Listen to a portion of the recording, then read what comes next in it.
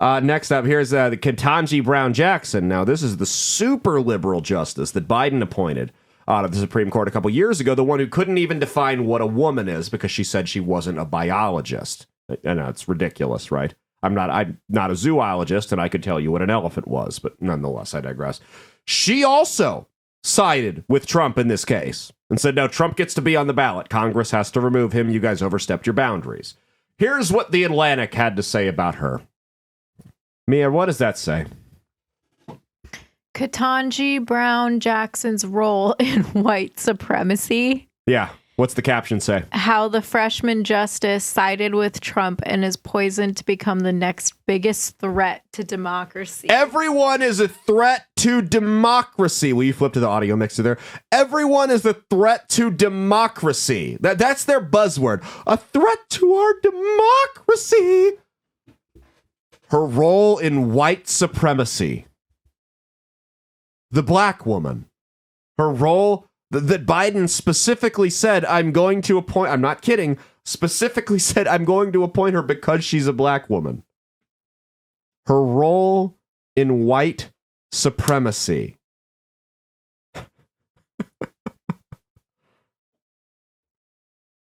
Here's her background. She was a member of the Black Students Association. She had two parents that attended historically black colleges. First black woman to ever sit on the Supreme Court. The list goes on and on. She was in the Black Law Students Association. But somehow, this woman has a role in white supremacy because she said, hey, one person can't just unilaterally decide who gets to run for office and who doesn't. How is it a threat to democracy by saying that people can vote for the person they want to? Democracy is when politicians in certain states get to decide who can be president. That's how it works, right? That's democracy. We had more ridiculous meltdowns. Here, pull the next one up here. Who's this one even from? It's oh yeah, this one's funny. This is a TV host. Supposedly he had a long day, and he was talking about what Trump did, and well, I mean, I guess I don't know if Trump. I know Trump didn't cite or didn't raise an insurrection, but maybe this guy knows something about him that we don't. Go ahead. Explanation was not they didn't like Donald Trump. They said he participated in an insurrection, and I have to an insurrection. Sorry, an insurrection, and I have to say I got up at 5 this morning to do Casey Hunt's show, and I'm exhausted. So. I mean, Trump participated in an election. That's what she said. Oh boy, it gets better. This next one here is from Keith Olbermann. He is a former sports talk guy that has gone unhinged about Donald Trump since 2016. Go ahead and check out this first tweet. Mia, read the segment for us here. Just the whole tweet. Read the top one and then. The Supreme Court has betrayed democracy. Its members, including Jackson, Kagan, and Sotomayor, have proved themselves inept at reading comprehension, and collectively the court has shown itself to be corrupt and illegitimate. It must be dissolved. And then the next person says? Cry more 9-0. And then Keith says? Those aren't tears, fascist. They're urine. I'm sure you enjoy being bathed in it. Is this the worst comeback of all time? Is that the worst comeback of all time? Okay. Like I said, I've never worked on a political campaign before, so I'm not an expert in that. I'm also not a doctor. But what I will tell you is if urine is coming out of your eyes, it is time to seek medical help.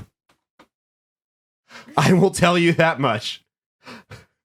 If urine is coming out of your eyes, it's time to go to the doctor. Probably the emergency room. I am pretty confident when I say that. You imagine how much that would burn? Because urine's like all acidic. I don't even want to think about that. He had another tweet. Go ahead, pull Keith's other tweet up here. It's almost as if the conservatives on the Supreme Court were too stupid or too corrupt to follow the unanswerable logic. Hashtag dissolve the Supreme Court.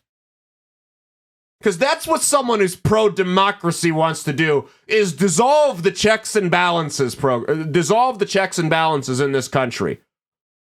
You know, we did just spend 4 years with Donald Trump as president, who a lot of these people like to claim is some horrible dictator. So why on earth, knowing that such a horrible dictator could take office once again, why on earth would you want to remove the system that keeps that by the definition is meant to keep the executive and legislative branches in check?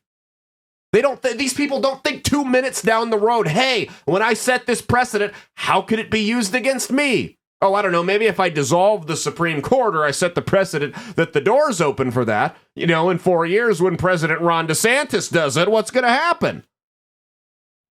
Hello? There's one more from our good friends over on Reddit.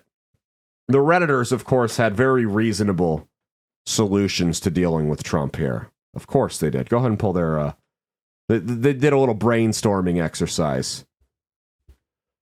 They got to look. Can you read that, or do I need to pull it up on my computer here? No, I think I got it. Okay, so just, start from the top. In 10 minutes, the Supreme Court is supposed to issue its decision on Trump ballot eligibility. I'm afraid you're right. The question is what we do next. And then the next one is be like Texas and refuse to acknowledge the ruling. In reality, nothing. All we can do is vote. The people who are lost to the red hats are truly lost at this point. All right, that's somewhat reasonable. Okay, what's the next one? Ignore SCOTUS. Yeah. They made their ruling. Let's see them enforce it. And then someone responded, you forget liberals have no balls. Of course we'll do what the courts say. Shoes on the different feet. You bet your ass they'd keep biting off. Vote blue. This last one's my favorite. Just wanted to point out that this nonsense is literally the exact reason the Second Amendment exists. Stay tuned for more fun facts. So it's obvious what the implication there is assassination. So that's what the Reddit. Don't worry, folks. The Redditors can't make it from their car to their apartment without stopping for air. They're not going to assassinate anyone. Did you just spit your Zin out? It tastes like medicine. Oh, stop it. It's God's gift to man. Anyway, that has been our special segment here on the Liberals melting down on the Trump ballot eligibility decision. Stay tuned for trending this week, because we got a lot of stuff to talk about. God. Hey, thanks for watching. If you liked what you saw, be sure to click the link in the description to get the full episode on Rumble. If you prefer to listen along, you could actually get us on Spotify, Spreaker, and iHeartRadio. You can also go to www.outlawstreamers.com to learn more about not just my show, but tons of other great shows and all the exciting projects they have coming up. Follow my socials at Caleb Isn't Funny on Twitter and Instagram, at Caleb Salvatore Comedy on the Chinese Spy app that is TikTok, and be sure to like and subscribe to this YouTube channel. Thanks, and we'll see you every Saturday for brand new episodes of That's Based. Peace.